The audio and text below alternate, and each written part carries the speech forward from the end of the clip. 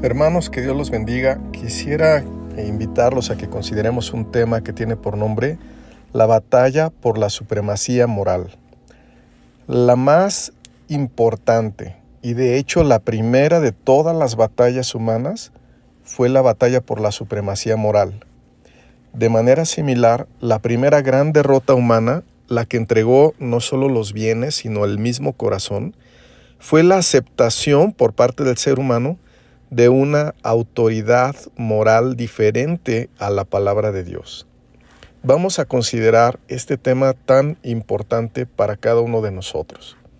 ¿En qué consiste la batalla por la supremacía moral? Bueno, esta batalla consiste en ganar una posición de supremacía moral en la mente de las personas. Si ganan, dominarán lo más esencial del ser humano, su capacidad de discernir lo bueno y lo malo, lo que genera el juicio y lo que genera recompensas, y su percepción sobre quiénes son buenos y quiénes son malos. Esta batalla es quizás la más rentable de todas las batallas, porque en esta no solo se ganan bienes o tierras, sino personas. La persona que se posiciona como autoridad moral en la mente de las personas puede lograr discípulos fieles, una cierta dependencia de que se les diga a los convencidos lo que deben decir, pensar, repetir e incluso hacer. Vamos a considerar esta batalla en los capítulos 2 y 3 de Génesis, porque estos capítulos muestran el modelo, es decir, los elementos más esenciales de esta guerra para posicionarse como la autoridad moral sobre el hombre. Conocer este modelo es muy importante para que nosotros podamos identificar las nuevas versiones de esta batalla por la autoridad moral en la actualidad. Vamos a empezar leyendo Génesis 2, capítulo 16 y 17, que dice: «Y ordenó el Señor Dios al hombre, diciendo, de todo árbol del huerto podrás comer, pero del árbol del conocimiento del bien y del mal no comerás, porque el día que de él comas, ciertamente morirás». Aquí vemos cómo Dios, por medio de su palabra, que fue objetivamente expuesta, había señalado el primer mandamiento y también las consecuencias de desobedecerlo o el juicio de la desobediencia. En este momento, el hombre no tenía otra autoridad moral, sino solamente la palabra de Dios. Pero en Génesis 3:1, la historia cambia. Alguien distinto a Dios, alguien distinto a la palabra de Dios, anhela ese lugar de autoridad moral. Él quiere tener la capacidad de decir qué está bien y qué está mal, cuáles son las recompensas y los juicios, quiénes son los buenos y quiénes son los malos. Él quiere ese lugar y decide emprender una batalla sutil para tomarlo. Por cierto, este es el mismo que una vez dijo en su corazón: «Subiré al cielo, en lo alto, junto a las estrellas de Dios, levantaré mi trono y en el monte del testimonio me sentaré», según Isaías 37:24. Pero después de haber sido lanzado del cielo, este ser espiritual, el enemigo de Dios, continuó en su afán de tener un trono y de tener seguidores y emprendió una sutil estrategia contra los hombres en el Edén. Vamos a ver qué dice Génesis 3:1 sobre esta estrategia. «Y la serpiente era más astuta que cualquiera de los animales del campo que el Señor Dios había hecho. Y dijo a la mujer, ¿con que Dios os ha dicho, no comeréis de ningún árbol del huerto?» Con todo engaño, la serpiente no reveló su plan y de hecho ocultó el daño que vendría, pero más bien se enfocó en escuchar, en dialogar. Pero en un momento, la serpiente cambió de tono y llevó a Eva al terreno subjetivo, donde el único argumento era la misma serpiente y lo que ella decía con mucha seguridad. Dice Génesis 3, 4 y 5, «Y la serpiente dijo a la mujer, ciertamente no morirán, pues Dios sabe que el día que de él coman, se les abrirán los ojos y ustedes serán como Dios, conociendo el bien y el mal». Cuando la serpiente dijo a la mujer, ciertamente no morirán, Lejos de argumentar con objetividad sobre la palabra de Dios, lejos de escudriñar las Escrituras, o de tener un ejercicio racional, o de reunirse con Adán y buscar a Dios para entender la interpretación correcta, veamos cómo la serpiente, en su sutileza, llevó a Eva al terreno de la afirmación subjetiva. Esa afirmación subjetiva es aquella que se realiza con toda seguridad, como alguien que habla con la calidad de un líder moral. De aquí que la serpiente usó el término ciertamente, en la expresión ciertamente no morirán. ¡Cuánta seguridad! Estaba la serpiente pretendiendo ganar un lugar de autoridad en la mente de Eva. Y con la expresión no morirán, la serpiente había dejado claro que su objetivo era ser la autoridad moral de Eva. Ella, la serpiente, había hablado con total seguridad, como alguien que puede decir lo que está bien y lo que está mal, y cuándo hay juicios y cuándo no. Su intención era ese lugar de autoridad moral. Eva fue impresionada con alguien que también hablaba de Dios. Aceptó a su nuevo líder moral. Eva se rindió ante el engaño. Olvidó el análisis objetivo. Olvidó el escudriñamiento de lo que Dios había dicho. Ahora ella repetiría las palabras de su líder. Actuaría con base en lo que él le había dicho a ella. Ya no temía el juicio de Dios porque pensaba que tenía una nueva esperanza. Serán como Dios. Eso fue lo que la serpiente le dijo. Fue así que, conformándose a la imagen de su nueva autoridad moral, Eva sería ahora una sutil emisaria de la serpiente. Sería la nueva predicadora de ella. Ella le transmitiría el mensaje a Adán y lo doblegaría como su líder la había doblegado a ella también. Su nueva labor fue tristemente eficaz. Podemos ver, hermanos, cómo Eva ahora se convirtió en una emisaria del mensaje de otra autoridad moral, es decir, de la serpiente. Ahora Eva ya no compartía con Adán la palabra de Dios, sino otro mensaje. Aquella fue la primera batalla por la supremacía moral en el corazón del hombre, pero no fue la última. Muchos a lo largo de la historia han pretendido constituirse como autoridad moral sobre los hombres. Ellos saben que si lo logran, tendrán muchísimo, si no es que todo de ellos. ¿Cuántas sectas, cuántos líderes religiosos, partidos políticos, líderes políticos o movimientos sociales han optado por este camino? ¿Cuántas narrativas sociales hoy pretenden reinterpretar los hechos a su propia conveniencia, porque no hablan todo, sino solamente lo que les conviene? La batalla por la supremacía moral continúa porque quizás es la más rentable de todas las batallas. Aquí podemos ver líderes que acuñan frases que evaden las defensas de la voluntad, las defensas de la racionalidad. Ellos apelan a mensajes cortos y simples que se resumen en que ellos son la autoridad moral, que son superiores y en que los malos son los que están afuera de su grupo. Para ellos, los malos no son los que desobedecen la ley objetiva de la palabra de Dios, o los que incluso desobedecen las leyes humanas, sino los que no están con ellos. Y los buenos, por supuesto, son los que sin importar lo que hayan hecho, están con ellos y los siguen y los apoyan. Entonces, su regla moral es en realidad una sola, la adscripción a su grupo, porque esto basta para ser bueno, honesto, leal y otros adjetivos de tipo moral que suelen usar. Todo lo que se haga, aunque sea objetivamente malo, es justificado si se está con ellos. Solo importa la adscripción a su grupo y la rendición ante la supremacía moral de ellos. No hay otra ley. ¿Cuánta soberbia tuvo la serpiente al pretender constituirse como autoridad moral para el ser humano? Ella quería tomar el lugar de la ley de Dios, de la ley objetivamente expuesta de Dios.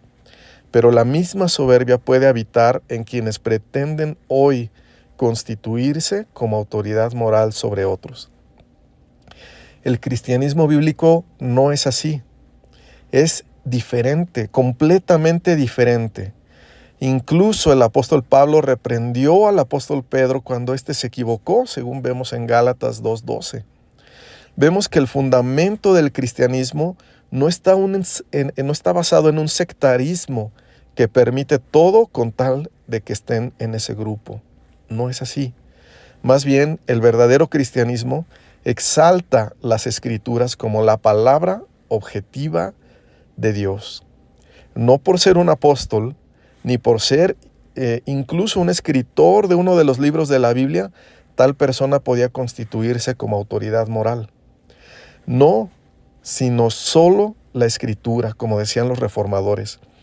Ella expone objetivamente la verdad de Dios. Esa verdad objetiva la podemos estudiar, conocer, analizar. Podemos revisar cómo está nuestra vida con respecto a ella y cómo están nuestras palabras y nuestras acciones con base en ella, porque es la verdad objetiva y propositiva de la palabra de Dios. La batalla por la supremacía moral, debemos ver que en realidad es una batalla contra la idolatría. Una batalla, nuevamente, contra la idolatría. Permitir que alguien se constituya como autoridad moral fuera de la palabra de Dios es idolatría. Por lo tanto, la única manera para salir de esa dinámica que ofende a Dios es el arrepentimiento. El mundo ha visto escenas tristes, personas gritando con altavoces a sus familiares que están encerrados en un edificio, aislados por grupos sectarios que se ostentan como autoridad moral. Pero aquellos que se unieron a esa secta, aunque ven a sus familiares por las ventanas y oyen sus voces por aquellos altavoces, siguen como ensordecidos por esos grupos. Ese es el efecto de alguien que se constituye como autoridad moral. Puede dominar muchísimo en los oídos, en la percepción de la realidad. ¿Cuánto peligro hay al salir del terreno del análisis objetivo de la verdad? Hay otros casos aún más tristes, como la de aquellos que emprenden guerras con base en la raza, la creencia, la nacionalidad, el color, etc. Estos también pretenden ser autoridades morales. Pero también vemos divisiones similares en las familias, amistades, en iglesias, en países. Cuando el análisis objetivo unifica a las personas, porque ¿quién no estaría de acuerdo en que 2 más 2 es igual a 4? Pero contrariamente, las narrativas, las ideologías subjetivas dividen, confunden. Toman solo una parte de la información, como lo hizo la serpiente, que tomó una parte de la información, pero a su conveniencia, para posicionarse como autoridad moral. Claro que presentarán algunos datos, claro que presentarán frases de la Biblia, pero siempre será a su conveniencia. Veamos que la polarización no la produce el análisis objetivo, sino los abanderamientos. Esta palabra la tenemos que tener en mente porque hay un texto que habla y dice: Jehová Nisi, Jehová es mi estandarte, Él es mi bandera. Pero hoy hay muchas banderas y muchas ideologías promovidas por aparentes autoridades morales. ¿Cuánto cuidado se debe tener con generalizar? Tal grupo es el bueno, tal país es el bueno, tales nacionalidades son las buenas, ellos son los malos, ellos son las víctimas, aquel partido es el bueno, el otro partido es el malo, porque no deberíamos, más bien, hermanos, reconocer lo que dice la Biblia. ¿Y qué dice la Biblia? ¿Quién es el bueno? ¿Quiénes son los mejores moralmente hablando? ¿Qué dice la Biblia? La Biblia dice: sea Dios veraz y todo hombre mentiroso. Romanos 3:4. ¿Qué más dice la Biblia? por cuanto todos pecaron. Romanos 3:23. ¿Qué más dice la Biblia? El Señor es paciente para con nosotros, no queriendo que ninguno perezca, sino que todos, nuevamente, todos procedan al arrepentimiento. Segunda epístola de Pedro 3:9. Si nosotros nos encontramos diciendo, ellos son los malos y ellos los buenos, revisemos, hermanos, si no hemos aceptado una regla moral distinta a las Escrituras. Si no hay un líder moral que nos haya dicho esto antes y solo estemos repitiendo sus palabras y usando la información que Él nos dio, información sesgada. Porque si analizamos objetivamente las evidencias, veremos que todos hemos pecado. Tal signo de generalización es tan grave que podría indicar que alguien ha tomado el lugar de autoridad que solo la Escritura debe tener. Debemos arrepentirnos. La Biblia llama a todos al arrepentimiento. ¿Quién entonces se podría erigir como autoridad moral? ¿Algún predicador? ¿Alguna iglesia? ¿Un partido? ¿Un político? ¿Un gobernante? ¿Una filosofía? ¿Una manifestación? ¿Un abanderamiento social? Recordemos que Dios en la Biblia ya ha decretado el juicio para la serpiente, a quien Él llama el engañador. La Biblia llama a la serpiente como el engañador. ¿Por qué? Porque usó del engaño para tomar ese lugar de autoridad moral. Pero nosotros, con arrepentimiento y confiando en la gracia de Dios, quien es paciente para con nosotros, esa gracia que está en Cristo Jesús, podamos ser libres de toda idolatría y que volvamos a exaltar a la Escritura como la exposición objetiva de la palabra de Dios y como nuestra única regla de fe y de moral, como la única que tiene la supremacía moral en nuestra vida. Revisemos hoy nuestras expresiones. Hagámonos como un análisis médico, pero de nuestra alma, de nuestros labios. Revisemos nuestros diálogos internos y externos. Y si es necesario, si podemos ver que hay en nosotros esa idolatría, en arrepentimiento decidamos hoy confesar con toda nuestra alma que la Biblia es nuestra única regla de fe y de moral, nuestra única bandera. Dios es mi bandera, su palabra es mi bandera. La Biblia es la razón por la cual vivimos y por la cual luchamos. La Biblia es la que nos ha dado identidad. Somos predicadores de la Escritura y no de otros líderes, ni movimientos, ni abanderamientos. No repetimos sus palabras. Somos predicadores del Evangelio. A eso nos llamó Dios. Creemos que todos hemos pecado, que no hay justo ni aun uno, que Dios por medio del Evangelio nos llama a todos al arrepentimiento y a la fe de Jesucristo. La Biblia es nuestra autoridad moral, nuestra única autoridad moral. Ella tiene siempre la supremacía moral en nuestras vidas. Vamos a terminar. Y vamos a terminar recordando lo que dice Isaías 40, versículos 6 al 8. Voz que decía, da voces. Y yo respondí, ¿qué tengo que decir a voces? Que toda carne es hierba y toda su gloria como flor del campo. La hierba se seca y la flor se marchita porque el viento de Jehová sopló en ella. Ciertamente, como hierba es el pueblo, sécase la hierba, marchítase la flor, mas la palabra del Dios nuestro permanece para siempre. Espíritu de Dios, que en toda la creación paseas en esplendor. Espíritu de Dios, corazón anhelas con fervor. Toma tu lugar en mi interior. Haz a Jesucristo mi pasión. Hijo de Dios, eterna luz, tu gloria es interminable. El gran yo soy, el Rey Jesús, tu gloria es inmesurable.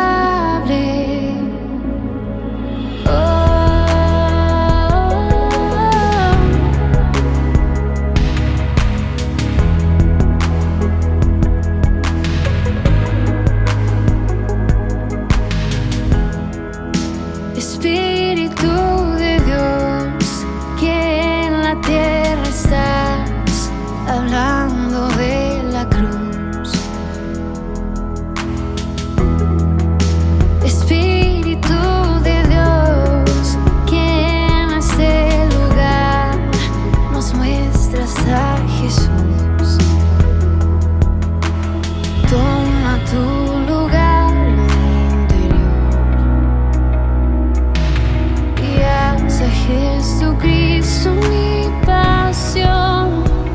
Hijo de Dios, eterna luz, tu gloria es interminable.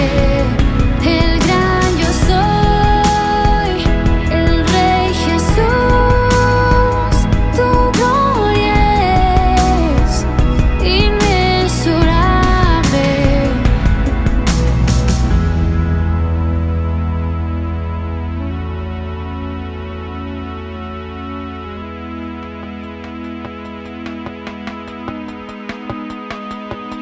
Jesús,